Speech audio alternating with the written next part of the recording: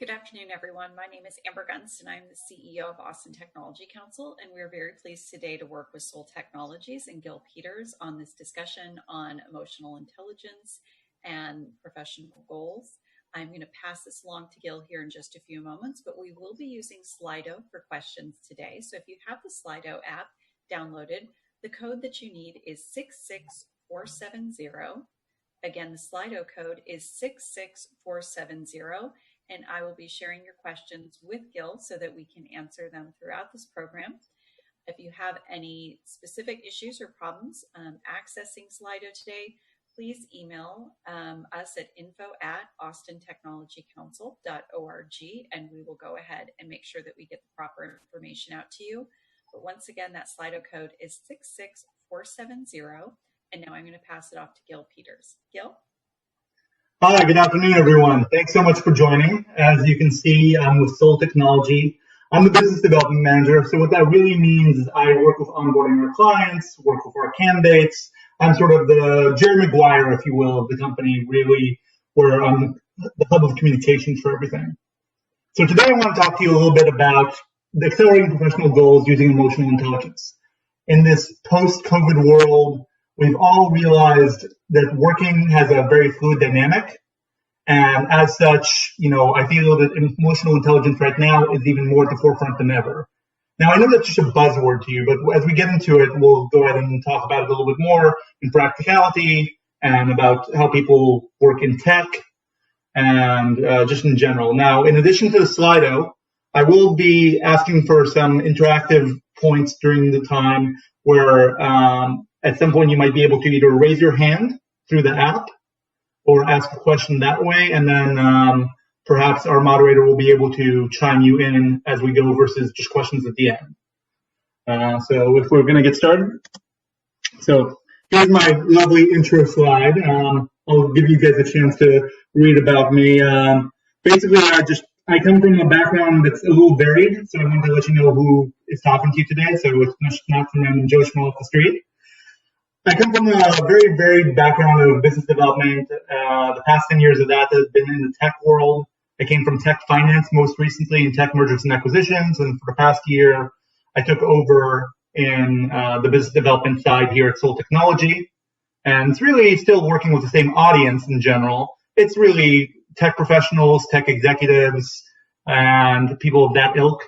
And in that role, it's really more about the communication side of it and really keeping the communication going, having those bridges, really understanding what people's actual needs are, both as clients and as customers, and also just as individuals.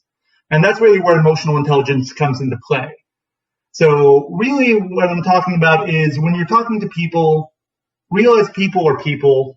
There's here's a little bit of our social media info, and I'm sure the slides will be available after the fact, so I'm just going to go right through that. There's really three types of people in tech. And when I say that, I absolutely realize it's a generalization. But the thing that people have to realize is people are people, even in tech. People tend to think of people as their job function rather than who they are as a person. And using emotional intelligence is a very important quality for that. Is really like to think of putting yourself in another person's shoes, putting yourself in their perspective, and also how to best work with people. Because not everybody's, the same. It's a square peg, round hole situation. And believe it or not, we're more than square pegs and round holes.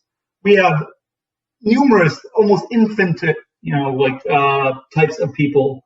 And we wedge the spectrum, and this is absolutely a generalization. So let's talk about the first kind.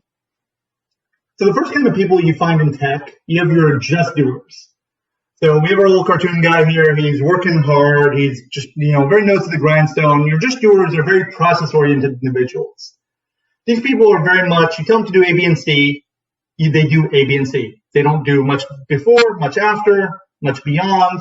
They're very process-oriented and follow instructions really well. They're very efficient at what they do, but they're very much, they like to follow a roadmap. So you tell them, I need you to do this by 4 p.m., this by 5 p.m., this by 6 p.m. They will hit those deadlines. But they really need that guidance, and they are just really looking to follow the example and do the work. Now, again, these people are very efficient. This is not negative. It's just a type of personality type in working. The second kind of person is your 110ers. As you can see, our cartoon guy has many arms doing multiple functions. And what this really means is, these people are your multitaskers. These people are people who are naturally going to go that extra mile for you. So if you ask them to do A, B, and C, they'll do A, B, C, and D without you even asking for it. Now, they're not necessarily as efficient as the just doers, but they will always have that pride of ownership. They're usually the first one in office, the last one to leave.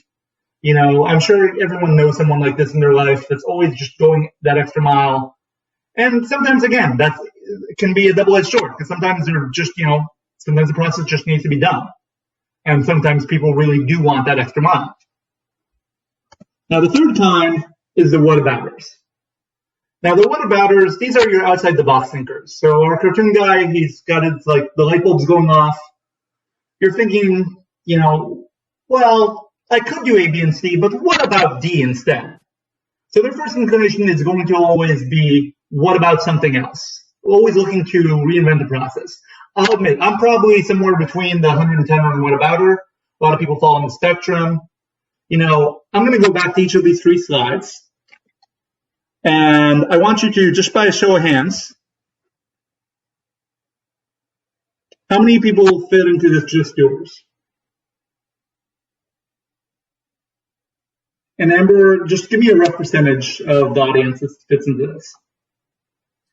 So I don't really think anybody's, if you want to do the raise your hand function, if you've downloaded the app, you can go ahead and click on the top where it says raise your hand, and you'll be able to respond to that. You can also respond on Slido. Again, that code is 66470 if you fall into the doer category. Okay, sure. I guess we'll find out about that later. And then the same is true really with the 110ers and the whatabouters. Now, the reason I say this is really, I would say it's about a 30-30-30 split. And that 10% that is extra isn't really extra. 10% are the ones that fall in the spectrum between two. And, so probably, that's what I would say is the distribution of these things. Now, all these types of workers are really necessary for projects. It's an issue of what's the right fit for the right team at the right time. And the way I really like to work with our clients, and I feel that you can do this internally with your teams as well, is really figure out and assess what type of people you're working with and assess how they're going to work best. So just as an aside, I used to be an actor. This is back in the day, a lifetime ago. I did some bit parts in movies and TV shows. Not the big deal. But the reason I bring that up is there's something we used to call the chemistry read. So the chemistry read was all about when you'd have actors, or in this case, a team of individuals who are already there. They're already pre-existing. And then you add a new actor or a new individual to your team. It's really important to have that chemistry of this person can be an amazing individual over here. This person can be an amazing individual over here. And then you have the team that are also amazing individuals. The question is, how well will they work together? And that's really that chemistry. And that chemistry is really which one of the three types do they fit? Does the team have a whole bunch of whatabouters and you really need a just doer? You really need that 110er that's just going to give that extra mile? What's the real good fit from a chemistry standpoint? So Amber, I'm going to ask, since the audience can't really participate directly with me, have there been any questions so far? I think looking at this, there's one thing that kind of pops to my mind is when you brought it, the whatabouters. I've worked with many people throughout the years who come in and they're full of excitement and enthusiasm about coming into a new job, and they really want to get engaged with it, and they've got a lot of ideas. And so it's how do you maintain that enthusiasm, but also help them understand that you've had a team in place. Maybe they've tried some of the things that the whatabouters are bringing up, and how to kind of manage that so that they don't lose their enthusiasm and that desire to bring up possible new ideas and new solutions, but also help them understand that maybe those things have been tried already, or maybe that, where you're at from a perspective, you're just not ready to move into that quite yet. So what are your thoughts on that? Sure, that's a great question. So this really boils back into emotional intelligence really well. So there's this book I love, and I apply it to businesses as well. It's called The 5 Languages of Love, and I'm sure people have heard about it. It's really a relationship book, but it can be, a lot of those concepts really translate to the business world. And really what it means is, how do you like to express and receive love? In this case, love can be, in the corporate world, is really acknowledgement, encouragement, things of that nature. Like, is it something that it's what drives you simply a financial motivation? If someone's doing really good and you want to keep them excited, is the idea of a bonus if they hit a project goal, is that what's going to be their motivator? Is it personal acknowledgement? Is it something that just being told thank you all the time and just being shown appreciation verbally all the time? Is it something like doing something nice, like in the office, like a lifestyle thing? Google is very famous for having these, life coaches on staff and masseuses on staff and, chefs on staff, because they're really engaging in keeping their productivity up. And the average worker at Google is working 12 to 14-hour days. They're just not going home because everything's provided for them. So it's an investment Google's making that's quite a significant financial investment, but they're getting a return on it. They're not just doing it out of the kindness of their heart. So it's just really an issue of how these employees can remain engaged, whether it's through volunteer opportunity, through these different recognition things, through financial recompense. You can really keep that excitement going on an ongoing basis. That's great. That takes care of that question. We'll let you go on. Sure. Anything else at this time before I move on?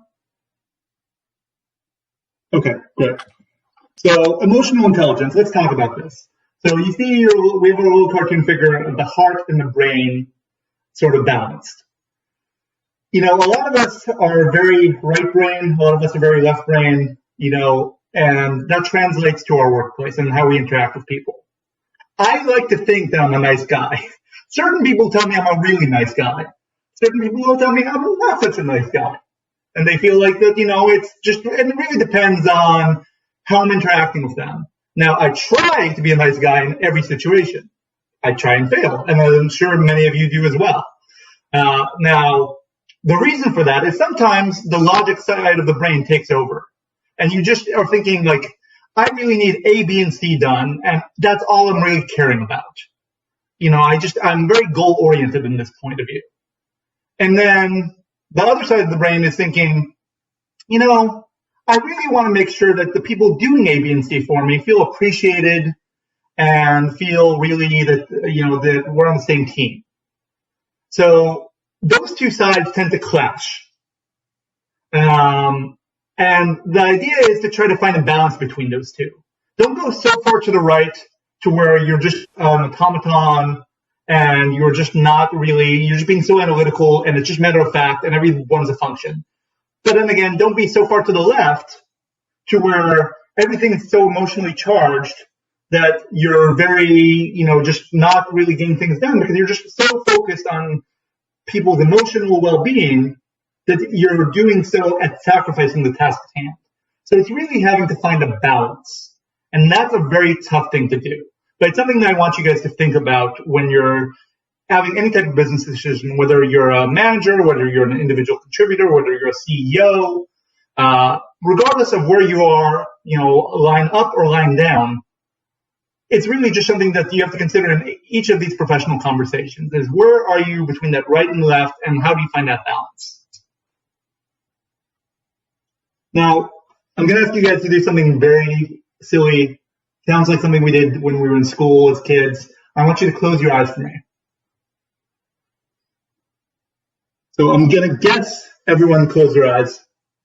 Now you can open your eyes for half a second to cheat because I want you to see this cartoon, but then closing again. So we have this cartoon of a guy who's, dreaming at his desk and dreaming of different things that like what could have been. So I want you to close your eyes again and think about that. Think about a time when you felt professionally unfulfilled, either you were enthusiastic about something and that enthusiasm waned over time, or you are told to do something that you're not a big fan of doing, or even just like you just feel the drudge of it all, especially in this COVID time when, things feel more repetitive than they have in the past. Just think about that. Think about a time when you were professionally unfulfilled. Now, I want you to open your eyes. Now, think about this. We have the DeLorean here, Doc Brown, Marty!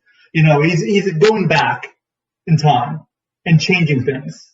Almost things like Quantum Leap, there's a line from Quantum Leap I always really liked as a kid because I felt like you could go back and correct any mistake, because the opening line in the talking about the show was, going back and fixing right what once went wrong. So I want you to think about that. If you had a time machine, what would you have changed? If you could fix those mistakes, professional life, personal life, just in general, just think about that. Now, have there been any comments on Slido or any raises of hands at this point, Amber? No, not yet. Okay, that's fine. So I really want to hear sort of, just if anyone feels like they've ever done this before, I just want to let, just, even if you just thought about it to like, just, oh, I wish I would have done this differently, or I wish I wouldn't have gotten angry, or I wish I would have applied for this job instead, or whatever the case may be. Just, I'm sure I would ask for a show of hands, but I feel like maybe there's some technical issues there. But I feel like everyone's gone through this at one point in their life. They've really felt that, it could have been better. But I want you to flip the script on that. And this is where emotional intelligence comes into place. Just being on this teleconference, we are probably in the top 2% of the world. And yeah, that number is a little bit of a guess. But top 2% of the world as far as privilege of what we have. We have internet that we're on this chat. We have potential, homes that we're in that we're working from during this COVID time. So there's so many people who have so little in the world. Just think about what you do have and be grateful for that. So I'm not saying don't have regrets. I'm not saying don't think, oh, I wish I would have done this. I wish I would have done that. But think about it like there's always a positive out of everything. Think about what positive things. If it was a challenge in your life that led you to be a stronger person, if it was, a personal setback that was, something that taught you an important lesson, it may have been something really bad. It may have been like a job loss or a loss of a relationship, but still it formed the person you are today. The person you are in this meeting is part of that. All those experiences form you. And just like those experiences form you, everyone else's experiences form them. And we have a lot more commonalities than we have differences. So using emotional intelligence is just really a way to figure out and identify with other people and work better with your professional life, with their professional life, with the way you work together to really do that. So think about this. I have a very simple slide here, the golden rule. Something we all learned as the kids, hey, I want you to be nice to me, so I'm going to be nice to you. Do unto others. I'm like, I don't want to go wax off too poetic, but I mean, karma is a thing, professionally speaking. If you develop a reputation as a person who does things for other people and is willing to help, people are more likely to help you when you're coming to them. Whether that's a colleague, someone you met at a networking event that you might be able to help each other in each other's businesses, whether it's a boss and an employee, whatever the relationship is. If you're always thinking positive and having a positive impact, chances are when you're in need of something, you'll get a positive impact in return. Oh, sorry, wrong way. Having a bit of technical issue myself here. Sorry. All right. So, are there any questions at this point, either through Slido or anybody raising hands? I think one of the things that I was thinking about is specifically when you were talking about, the positive attitude. For a lot of people, they're struggling right now with the fact that, they're working at home. It's been 8 weeks since we've started work from home. You've got a lot of people that, whether they're looking for a job or they currently have a job, they may have children at home that they're trying to help them kind of get their schooling done. They may have parents that they're worried about. I know my mother's very worried about my grandmother in nursing care up in Michigan. And so I think, people are really struggling with that positivity aspect. So, are there any kind of exercises or any kind of tips that you can give for people that when they feel like they're going into that negative space can kind of help pull them out? I know for myself, I use exercise for that very specific reason. Sure. Again, another great point, Amber. I know in this time of isolation and, uncertainty, both in the marketplace and also just from a health perspective, there's a lot of stuff that can get you down. So it's really important to have little things that can pick you up. So one of the things you mentioned, Amber, was exercise. That's a great thing. Exercise is one of those things it's good for your body. It's good for your heart. It's also good for your spirit, for lack of a better term. But scientifically speaking, endorphins are released when you exercise. Endorphins are sort of that mindful, happy drug. You just feel better when you exercise. I started, since the gyms are closed, I started running every morning. Where I used to be on a treadmill or an elliptical catching up on my shows, I'm now going for running outside. And weather permitting, I might have to go a little early or a little late, depending on how hot it is, because we are in Texas. But it's, something that I definitely do every day and something that makes me feel good. Another thing that's really good for certain people, myself included, is if you get into a funk, sometimes just, listening to a silly song, either on YouTube or if you have an Alexa or something, just put on some happy music. This is going to sound very cheesy. I really love Katrina and the Waves' Walking on Sunshine. It's a very cheesy 80s song, one hit wonder, but it instantly gets me into a good mood. And I start dancing around my kitchen while I'm cooking or whatever. If that song's playing, it's just an instant mood changer. Another thing is also use technology to reconnect. Talk to old friends. You all of a sudden have a couple extra hours a day that you were commuting before. Just spend that time catching up with people, having a video chat with them, or even a phone call. I know that shows my age, but I really enjoy just catching up with people. And then finally, one thing is you can do with all this extra time and just do either work around the house that's projects you've been putting off that make you feel good, give you a sense of completion, take up new hobbies. One of the things that I've really started a habit of, and this was just really from my 2020 New Year's resolution, but really with COVID works, is I make sure to really make my bed, make my bed in a hotel every morning. It's a little 5-minute thing that gives me a sense of accomplishment first thing when I go. And just looking back at that bed after it's made just makes me feel good. I know that was a very long answer to a short question. Hopefully that helped. It definitely did. We'll let you continue. Sure. Well, I'm actually getting close to wrapping up, so I have time for sort of my shameless plug about what we do at SOAL Technologies. But before I do that, I want to make sure if there's any other questions from the audience. I don't see any that came in on Slido, so I think we can go in for the plug. Okay. So this is just some of the achievements we've had. We've Austin Business Journal, which I'm sure many of you at the ATC as well as the community are familiar with. We've been recognized by them. So SOAL Technologies, we're Austin based. We started here. We're based here. We're on site here. A lot of staff augmentation companies are not. They use a lot of offshore resources. We actually have a brick and mortar office here in Austin and a team of amazing recruiters here in Austin and all of our teams here on site. So it's one of the things that's very nice because you get to get a face-to-face interaction. I often like to say it's that Jerry Maguire thing, that extra personal attention, really interactive process. So, we have the full service, IT staff, augmentation, development. We really do everything under the sun. My answer is if you're looking for someone who walked on the surface of the moon and the bottom of the ocean, give me 2 weeks and my team will find you that person. That's because I have an amazing team who are just stupendous at their job, so they make me look reasonably okay at mine. Now, as far as just adding value to the client, we really look at flexibility.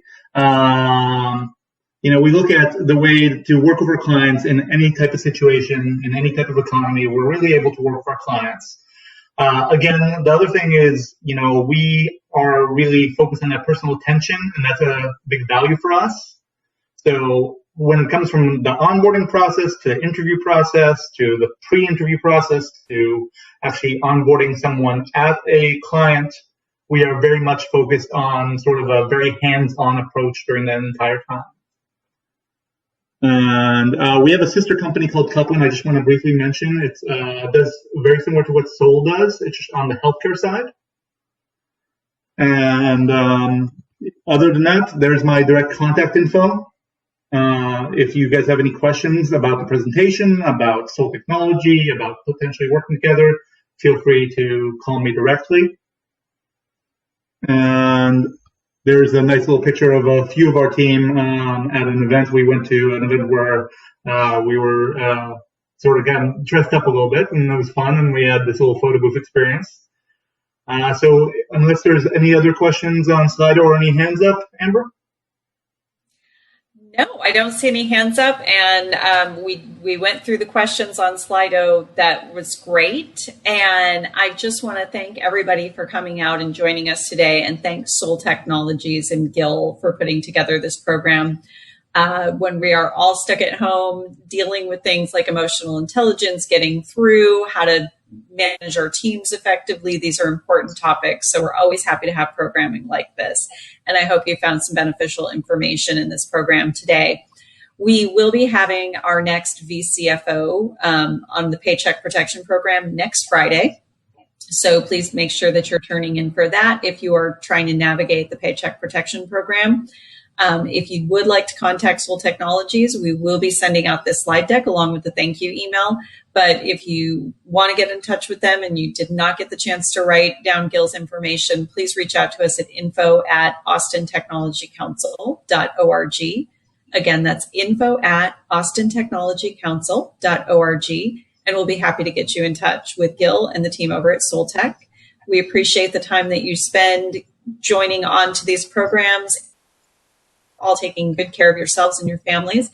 Please make sure you are wearing your face masks whenever you go out. We are still seeing a rise in cases in Austin, and face masks do help when we go out into the public, and make sure you're taking care of yourself and only going out for the most essential aspects.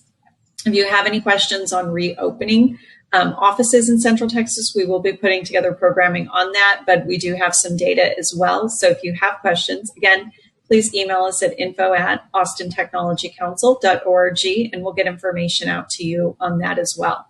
We hope you all have a wonderful day, and please take care of yourself, and we hope to see you all in person soon. Thank you, Gil. Yeah, thank you so much. And please, everyone, just be safe, be healthy. Thank you so much for your attention today. And again, just take care of yourselves. Appreciate it.